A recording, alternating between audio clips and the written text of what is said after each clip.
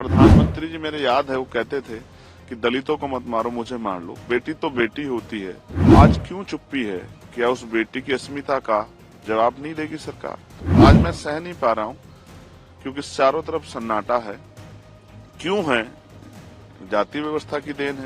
उसकी टांग तोड़ दी गई, उसकी आंख फोड़ दी गई, उसको 3 दिन तक वो गायब रही, पुलिस तमाशा देखती रही। जिस दशा में मिली थी खून से लथपथ, अभी तक पुलिस के हाथ खाली हैं। 3 दिन तक उसकी सर्च नहीं किया गया क्योंकि वो बेटी दलित की थी।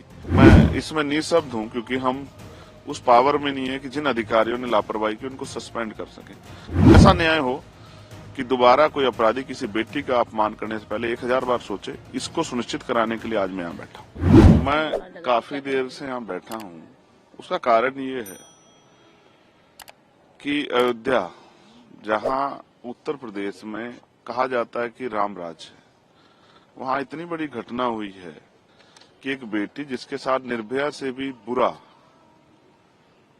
मैं आज याद करता हूँ दिल्ली में जब निर्भया के साथ ये हुआ था, तब भी हम निशब्द थे और आज भी हम निशब्द हैं।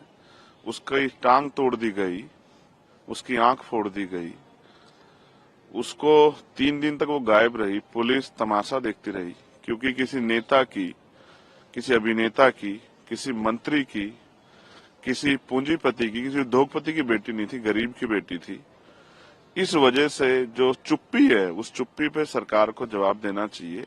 वो जिस दशा में मिली थी खून से लथपथ, अभी तक पुलिस के हाथ खाली हैं। 3 दिन तक उसकी सर्च नहीं किया गया क्योंकि वो बेटी दलित की थी, वो बेटी अयोध्या की थी। तो मैं सरकार से पूछने का काम कर रहा हूँ। और इवन प्रधानमंत्री जी मेरे याद है वो कहते थे कि दलितों को मत मारो मुझे मार लो, बेटी तो बेटी होती है। आज क्यों चुप्पी है?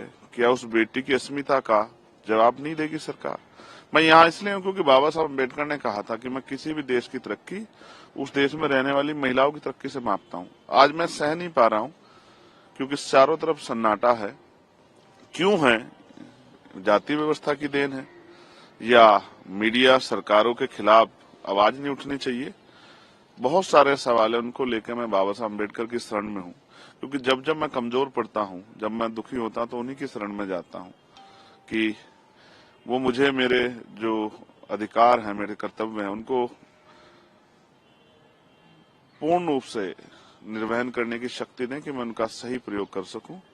और जो शपथ मैंने पार्लियामेंट में ली थी कि मैं सभी के लिए, महिला हो पुरुष हो, देश के हर नागरिक के हक की आवाज उठाने का काम करूंगा, मैं उसी जिम्मेदारी को निभा रहा हूँ। क्या संसद के पटल पर भी आप इस बात को उठाएंगे?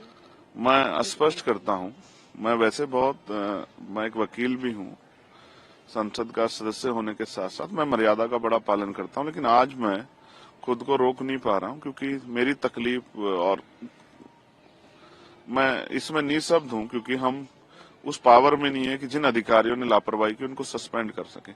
लेकिन बेटी की रक्षा के लिए, उसको न्याय दिलाने के लिए, उसकी माँ के आंसू पूछने के लिए, उसके परिवार को विश्वास दिलाने के लिए, और सिर्फ उसके नहीं, पूरे प्रदेश की बेटियों को, देश की बेटियों को विश्वास दिलाने के लिए कोई है जो जब बेटियों के अपमान पर चुप रहेगा। मैं अपनी ड्यूटी कर रहा हूँ। पार्लियामेंट में भी मैंने अर्जेंट मोशन भी दिया है कि इस विषय पर चर्चा हो, और नहीं चर्चा होगी तो जो भी मुझसे बन पड़ेगा मैं उस तरह से उसकी आवाज को उठाने का काम करूंगा।